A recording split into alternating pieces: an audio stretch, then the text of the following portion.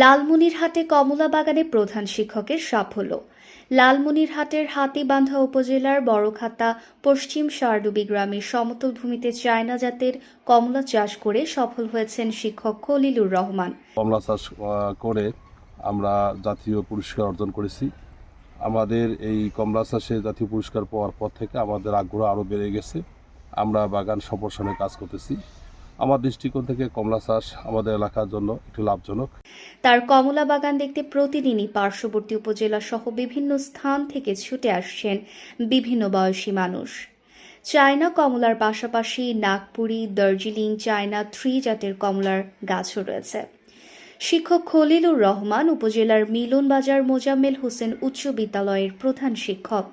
শিক্ষকতার পাশাপাশি নিবিড় মমতায় কমলা চাষে নিজেকে সাফল্যের নজির হিসেবে স্থাপন করেছেন, যা এলাকার শত শত মানুষের মধ্যে প্রেরণা যোগাচ্ছে। এই কমলা বাগানে অনেক শ্রমিক এখানে কাজ করতেছেন। যারাই আসুন না কেন তাদেরকে আমরা কিন্তু কমলা নিজ দায়িত্বে হাতে তুলে দিই। এমনকি ম্যাডাম নিজেই কিন্তু কমলা হাতে তুলে দেন এবং সকলকে বলেন যে সকলে যেন চেষ্টা করেন এই ধীরে ধীরে যেন কমলা বাগানটা প্রত্যেকটা জায়গায় যেন আনাচে কানাচে পৌঁছে যায়, যেন এতে করে নিজের লাভ এবং দেশের লাভ।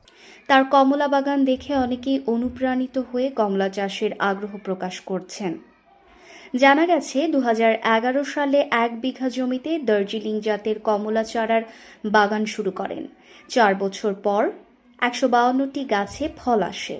এরপর 2020 সালে প্রায় 1 একর জমিতে চায়না জাতের 400 কমলা গাছের বাগান তৈরি করেন। 3 বছর পর 2024 সালের শেষের দিকে প্রতিটি গাছে আশানুরূপ ফল এসেছে। বর্তমানে কমলার রং হলদে আকার ধারণ করেছে। এ পর্যন্ত বাজারে কমলা বিক্রি করেছেন প্রায় লক্ষাধিক টাকার। কমলা চাষে জাতীয় পুরস্কারও পেয়েছেন তিনি।